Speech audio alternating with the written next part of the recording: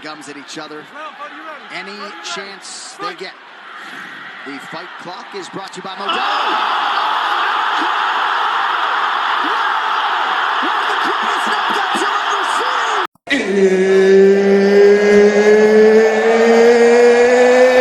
It's time for you to sit back, relax, and listen to a complete and fucking utter armchair expert give his completely and utterly useless opinions on the one hell of an amazing sport that is MMA. G'day, guys. Welcome to episode 1 of what I have ever so eloquently and originally titled MMA Quick Chat.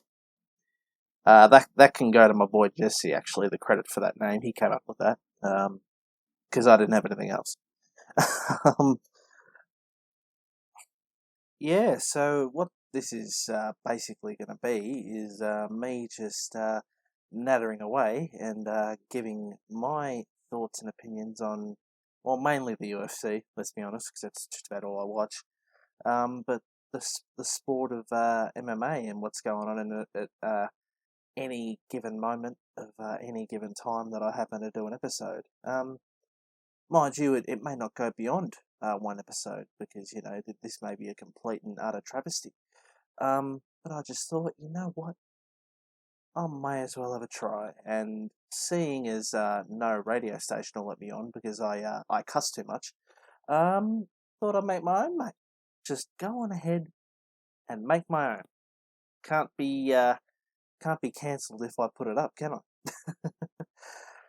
I? So what we're going to basically do today is just give you a bit of an intro as to who I am and why I got into MMA and how. And then we're going to go through my favourite fighters of all time and today and why that's the case. And then we're going to round up with a analysis of UFC 270 and 271 and finish it off there. Let's get straight into it. So who am I? Well, in case you didn't, well, depending on where you're listening, actually, you may not have read it. But yeah, my name's Aidan Thomas. I'm 22 years old. I was born on, gee, sounds like the first day at school, doesn't it? Like, oh yeah, where are you from, Aidan? And what's your name? Blah, blah, blah, or what's your birth, whatever. You know, sounds like every first day of school ever, just telling everyone that. But yeah, I'm from the western suburbs of Melbourne in Australia. I basically got into MMA because my dad was. My dad was always a boxing guy. He was like big into, you know, Mike Tyson, Muhammad Ali, etc. And then later on he met two particular guys on the job he was doing at the time, who were big into UFC, and he got into it because of them. I didn't really get into it back then. I wasn't really old enough. I was about, maybe 11 or 12 at the time. So obviously I wasn't old enough to, see guys beating the hell out of each other. But I started to get into it at about maybe 15, 16, 17, definitely. One of the first memories I have is being in high school and my dad showing me a UFC Ultimate Knockouts DVD that I believe one of the guys he knew had given to him. That was pretty much my first exposure to MMA, and then the first memory I ever have of watching a fight was going down to the place called the West End Hotel in Sunshine with my dad and a mate of his. To watch the UFC, not once a month, but any time that, you know, anything interesting was on. Yeah, we there was a period of time that we'd always be down there. And what's funny actually is I mentioned Jesse at the start of the podcast. I gave him credit for giving the podcast its name. Everyone remembers everyone remembers Maymac, right? Floyd Mayweather versus Conor McGregor in 2017, I think it was. Made Conor 130 million bucks. He didn't fight for 2 years afterwards, went and bought a yacht, etc. Well, I was watching the fight at the West End Hotel in Sunshine, where I watched everything back then. Mind you, the bar I was sitting in, swear to God, at one point, no one was there, and then once the fight started, I looked back and the whole bloody room I was in was full.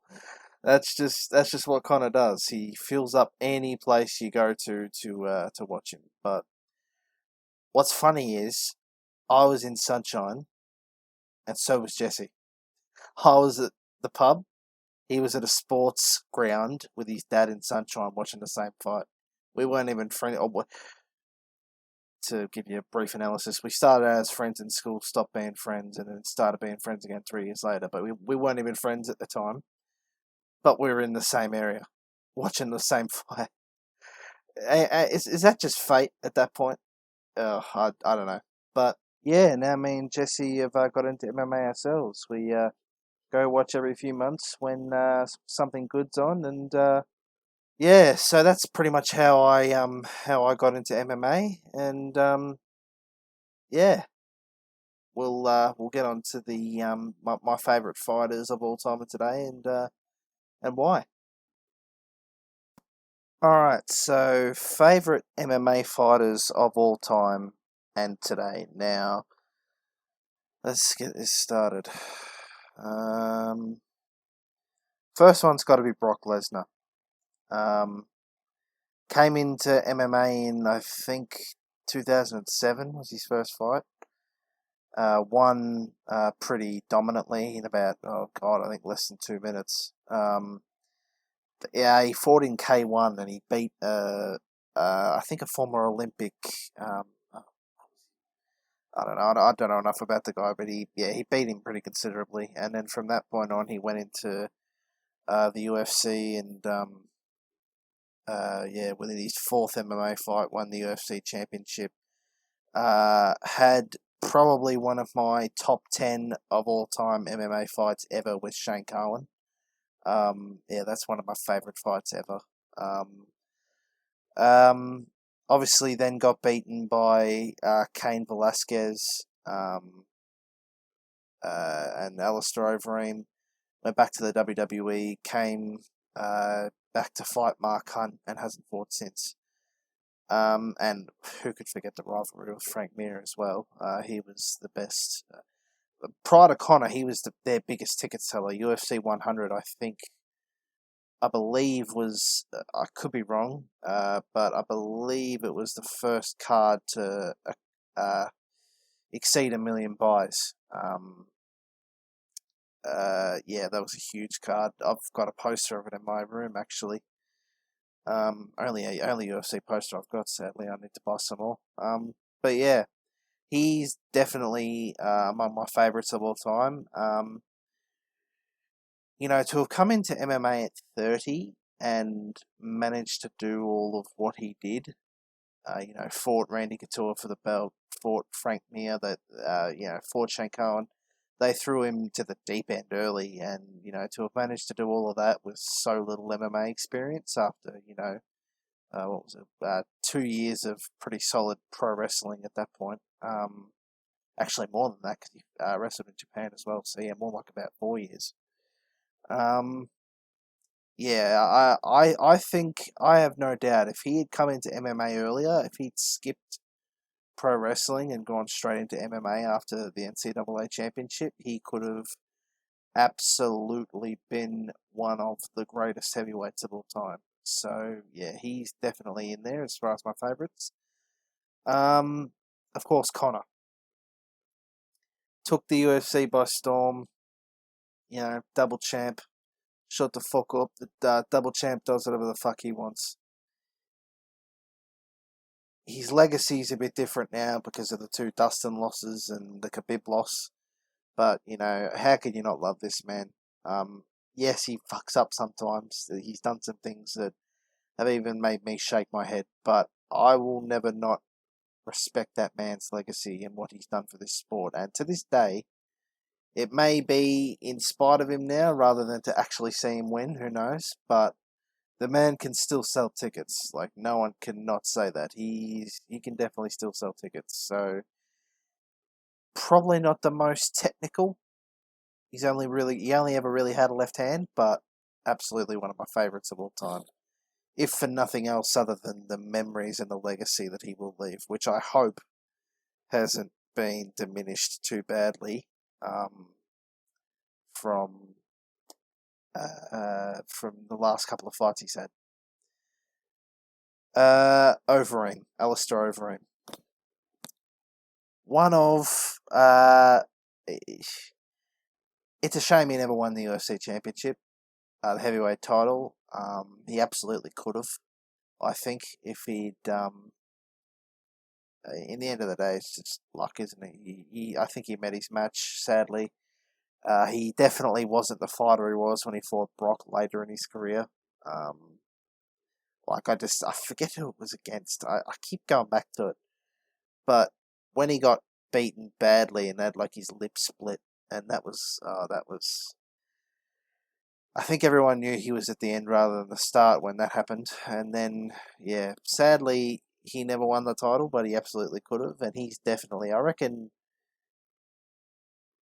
purely, I think, for the Brock fight, and also, just for the legacy he has. He's been fighting since '99, I think. He's definitely up there in my favourite fighters. Cain Velasquez. Sadly, probably didn't reach his full potential, even though he was a champion and he beat Brock for the championship. His career probably did fall off a bit after that, due to various things, injuries, etc.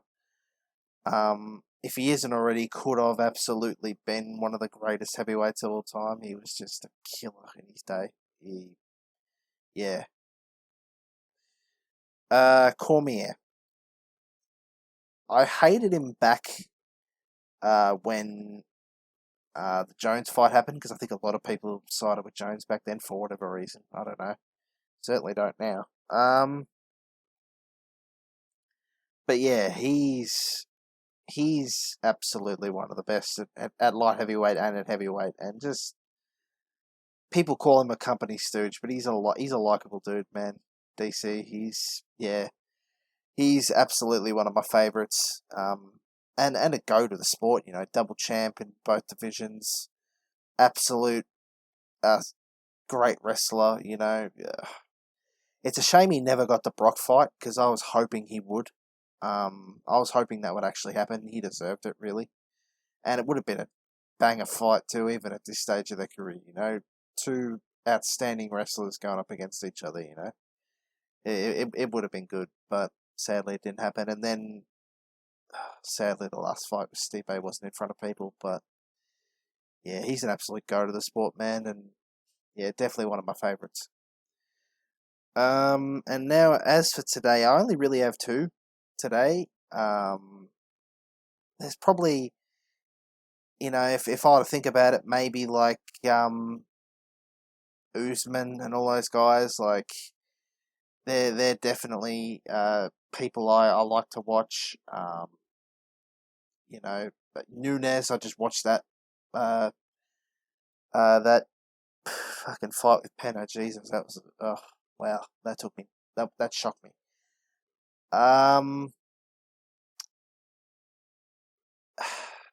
Yeah,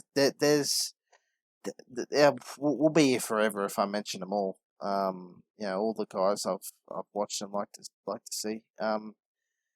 But as for my favourite fighters today, I can't not mention Izzy. Didn't like him at first because he had all the talk, and it didn't really seem like at first he could back it up. But I became a fan after probably after the Costa fight was when I really started to become a fan of him. He just beat the brakes off Costa. He didn't beat the brakes off Costa, but he embarrassed him, that's for sure. And then he's just... Sadly, the Yarn fight didn't turn out how I would have hoped. I mean, he probably should never have gone up to light heavy, to be honest. He didn't approach that properly at all. He definitely should have at least tried to gain weight, and he shouldn't have done that. And then, of course, the Vettori fight, that was very one-sided. But he's had some absolute bangers. The Gastelum fight comes to mind. That was probably one of my favourite fights, if not my absolute favourite fight of his. Of course,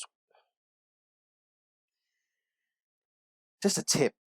You ever want to know how to piss me off? Just mention the fact that I missed Izzy winning the title down here in Melbourne against Whittaker on my own turf, and him fighting Anderson. Always fucking pisses me off. But of course, the Whittaker fight would have to be one of my favourites. He's about to fight him again, which we'll talk about. And the fact that he fought Anderson even late in his career was probably special. Yeah, he's absolutely one of my favourite fighters. And Peter No Mercy Yan, fucking freakish boxer. There's no way he's not beating Sterling for the title. Like, no way in the world. Unless Sterling tries to find some way to pull out. I love your walkout music, Aljo. Big fan of Joyner Lucas, but shitty moves you've pulled as a fighter. Yeah. Yarn's a freak. I can't wait to see what he does in the future. So I'm doing this very late. I couldn't think of all my favourite fighters. I'll probably mention them at some point if this podcast continues. We'd be here all day if I mentioned all of them. There's way too many across all the different organisations. But yeah, as far as what I can think of and what are my immediate favourite fighters, yeah, that's definitely the list. So let's get into this UFC 270 and 71 analysis. Just realised when listening back to this that there was so many that I didn't mention. Obviously, Poirier and Oliveira. Poirier's just, man, what a guy Poirier is, man.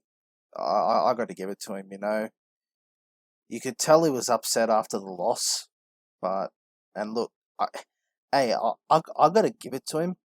I had Charles winning. As soon as I saw Charles was wrestling, I'm like, yep, he's winning.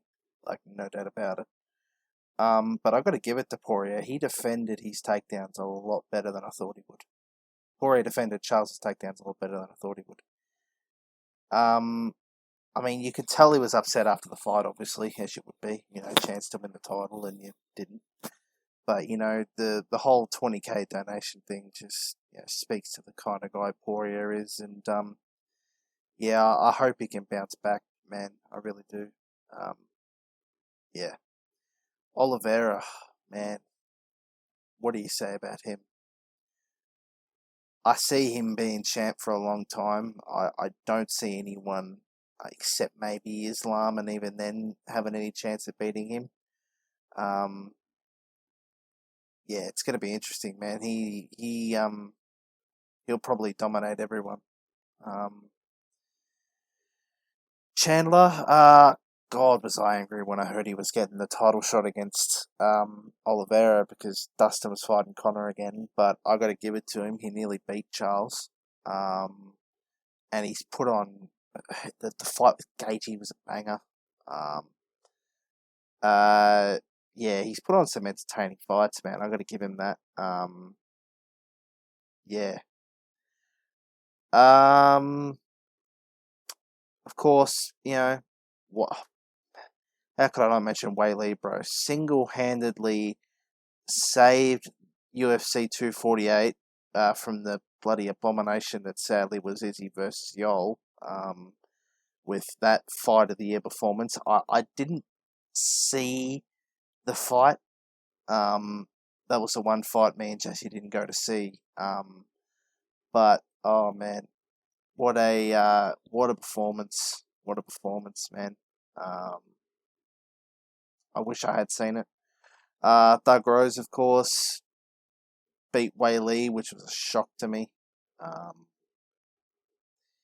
Yeah. Yeah, they're definitely some of the people that I'd watch today. I just thought I'd mention them because when I listen back to this podcast, I'm like, how did I not mention them? But yeah. Back to business. Okay, so UFC 270 at the Honda Center in Anaheim, California. Honestly, guys, there's probably only two fights I'm concerned for on this one, and that's the two headliners, the two main events, and the championship fights. Moreno versus Figueiredo 3. I saw the second fight, didn't see the first one. But I, from my understanding, I think they're 1-1, so that'll be an interesting fight, the third one. And obviously Ngannou versus Gane, and I will give my opinion on both fights now. Now, Moreno versus Figueiredo. As I said, they're one apiece. Moreno won the last one as a bit of an underdog, so to speak. Not really prepared to call that because both are pretty dominant. Moreno obviously managed to sub him, and Figueiredo was a pretty dominant champ. So look, either could win that, I think. Be an interesting fight though. And obviously Ngannou versus Gane, I have a bit more to say on this one. I'll be honest, I'm backing Gane in this one. I reckon when I saw his skill set, I'm like, I reckon he can definitely beat Francis on the ground. Francis doesn't have anywhere near the ground skills that guy does. He's got the punching power, and if Francis can knock him out, then he'll win, obviously. But if the fight goes to the ground, I'm backing Gane all the way because he does not have the skill set that Francis does at all. Yeah, be interesting though. To see what happens, whether Gane manages to unify the titles or and still Francis Ngannou, who knocked out Stipe Miocic, the so-called greatest heavyweight of all time, pretty shockingly, to win the title. So it'll be interesting. But yeah, that was a short review, I know, but I'm not going to be watching the cards, so there's not too many fights I'm excited for on it, but I definitely am excited for UFC 271. That will be more in depth when I come back after this. UFC 271, Toyota Center, Houston, Texas, February 12th. First of all, I'm watching it, or at least the main card, because I'll be buying it on Fight Pass. There's no way I'm not. But secondly, there's... At the moment, I could go into more details later, because there's a lot about it that's unofficial. But there's three specific fights I want to talk about. First is the possibility of a fight with Tai Tuivasa and Derek Lewis, which would have to be on the main card. There's no way that could not be. 2, Cannonier versus Brunson, and 3, obviously, Adesanya versus Whittaker II. I hate mentioning that. Definitely going to say it, but I hate mentioning that. First of all, Tuivasa versus Lewis. What a banger of a fight that's going to be if it happens. I hope it happens, especially on that card, because I'm going to be watching anyway. But I'm backing Tuivasa on that. Man, what a rise that guy's had. If he beats Lewis, I think he could seriously go on to contend, I reckon, in the heavyweight division. Yeah, he could. Honestly, he could become... He'd have to be the first Aussie UFC heavyweight champion, probably. If he actually went on to win and contend and win, yeah, he'd probably have to be the first Aussie UFC heavyweight champion. Yeah. Second is Cannonier versus Brunson. Obviously, Cannonier fought Whittaker, if I'm not mistaken, didn't he? That was one of his last fights. Obviously, he's quite skilled, quite powerful. A lot of people thought he could possibly contend at one point. That could still happen, especially if he wins. But Brunson's one of those OGs that I don't know. It's hard to not go with Brunson, but I don't want to call it either because obviously Cannonier is pretty good, and he was unlucky to not get over Rob. I don't think Rob's just Rob and Izzy are the two best middleweights of all time. I reckon, like without doubt. Now let's get to the second fight of the first fight that I didn't see. Still sad about that. I'm sad it's not here, first of all, for obvious reasons. I picked it. I knew it wouldn't happen here or New Zealand. But secondly, as for what will happen,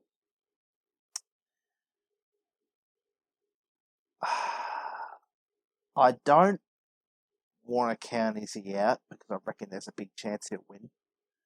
But at the same time, he shouldn't underestimate Rob either. Because Izzy definitely underestimated two people. He underestimated Gastelum, definitely, and he definitely underestimated Blachowicz, plus asterisk the whole move to light heavyweight as well. He really did underestimate that too. But if he underestimates Rob and doesn't take him seriously, I reckon he'll be in trouble. But if he does, which I reckon he will, because I've seen the comments he's made lately, so I reckon he will take him seriously. I don't know if I'd say it's in the bag, because, like I said, they're both the best middleweights of all time, I reckon, bar none. Oh, no, sorry, not the best middleweights of all time, but the best middleweights right now. But yeah, I reckon there's a good chance he wins if he doesn't underestimate him. If he does underestimate him, who knows? But either way, it's going to be a good fight and a good card and a good weekend, as they all are, and as they all have been over the last 2 years, which I've got to give the UFC credit for. Say what you want about the UFC and Dana, but they've been putting banger after banger on, especially during this pandemic. And me and Jesse and a lot of other MMA fans around the world, as Bruce Buffer would say, or UFC fans around the world, have done nothing but enjoy it. So, yeah. Anyway, guys, that was the first episode of the eloquently titled MMA Quick Chat. Number one MMA podcast in the world, like Logan was. Nah, I'm joking. It'll probably only get 2 streams, me and Jesse included. But yeah, I don't know. Who knows, man? We'll see how UFC 271 and 71 goes, and maybe I'll make a second episode. Maybe I won't. Who knows? But until next time, or maybe not. Peace out, guys.